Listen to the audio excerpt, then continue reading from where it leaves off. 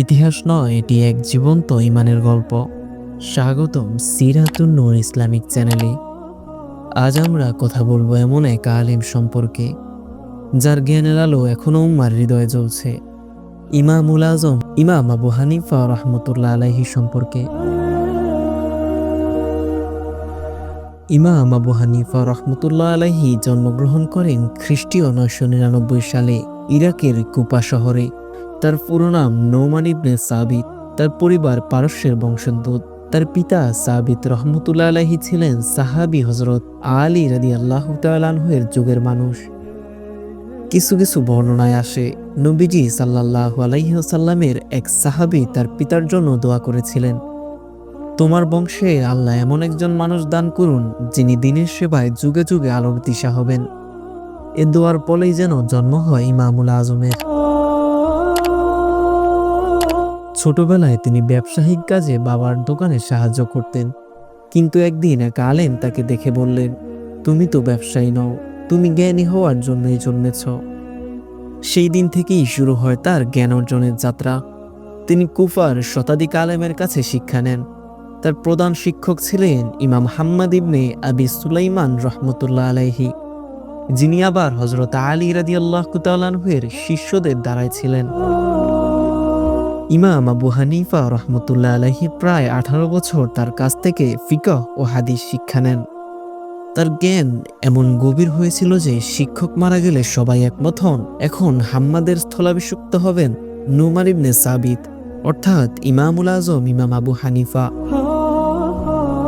তিনি ইসলামী ফিকহকে এমনভাবে সাজালেন যা আজও বিশ্বের সবচেয়ে বড় মাযহাব, হানাফি মাযহাব নামে পরিচিত।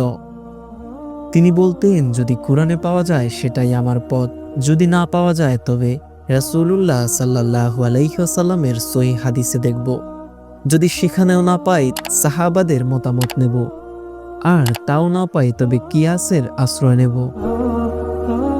তিনি একাই প্রায় ৮৩,০০০ মাসালা প্রণয়ন করেছিলেন, যা ইসলামী আইন শাস্ত্রের এক বিস্ময়কর ভাণ্ডার। খলিফা আব্বাসীয় শাসক মনসুর তাকে প্রধান বিচারপতির পদ দিতে চেয়েছিলেন, কিন্তু ইমাম আবু হানিফা রহমতুল্লাহ আলাইহি রাজি হননি। তিনি বলেছিলেন, আমি যদি তোমার অধীনে কাজ করি তাহলে অন্যায়ের সাক্ষী হব। শাসক রেগে তাকে কারাগারে নিক্ষেপ করেন, কিন্তু জেলের ভেতর থেকেও তিনি কুরআন তেলাওয়াত ও শিক্ষা বন্ধ করেননি। একদিন জেলের প্রহরী তাকে জিজ্ঞেস করল, আপনি এত অন্যায় সহ্য করছেন, ভয় করেন না? তিনি হেসে বললেন, আমি কেবল আল্লাহর ভয় করি, যিনি একদিন ন্যায় বিচার করবেন। শেষ পর্যন্ত তাকে বিষপান করিয়ে শহীদ করা হয় ৭৬৭ খ্রিস্টাব্দে। তার শেষ কথা ছিল, আল্লাহুম্মা গফিরলি, হে আল্লাহ আমাকে ক্ষমা করো। একবার এক ব্যক্তি তাকে প্রশ্ন করল, ইমাম, যদি আল্লাহ আকাশে থাকেন তাহলে দুনিয়া কে ধরে রেখেছেন? তিনি জবাব দিলেন, তুমি দেখো, একটা পাখি আকাশে উড়ে বেড়ায়, কে ধরে রেখেছে তাকে? যে শক্তি পাখিকে ধরে রেখেছে সেই শক্তিই দুনিয়াকে ধরে রেখেছে। মানুষ তার উত্তরে হতবাক হয়ে যায় এবং তার জ্ঞানের গভীরতা এখান থেকে অনুমান করা যায়। এক নারী তার কাছে এসে বলল, আমার ছেলে হারিয়ে গেছে। তিনি চুপচাপ নামাজে দাঁড়ালেন, দোয়া করলেন, হে আল্লাহ, মায়ের হৃদয় ভেঙো না। কিছুক্ষণের মধ্যেই সে ছেলে ফিরে আসে। এটি ছিল তার এক অসাধারণ মুজিজা। রাতের অধিকাংশ সময় তিনি নামাজে কাটাতেন। এক রাতে পুরো কুরআন তেলাওয়াত শেষ করার পর চোখে পানি নিয়ে বললেন, হে আল্লাহ, আমি এই কুরআন তোমার ভালোবাসার জন্য পড়েছি, তোমার সন্তুষ্টি ছাড়া আর কিছুই না।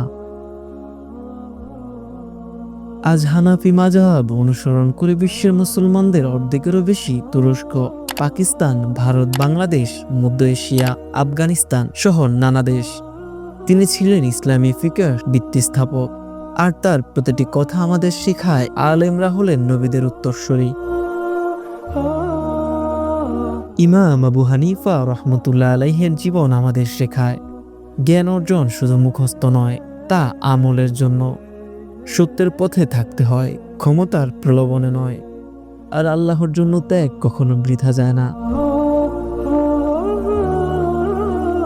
যে ব্যক্তি আল্লাহর পথে জ্ঞান অর্জন করে আল্লাহ তার জন্য জান্নাতের পথ সহজ করে দেন। যে আল্লাহর সন্তুষ্টি চায়, আল্লাহ তাকে মর্যাদা ও দুনিয়া আখেরাতে প্রশান্তি দান করেন।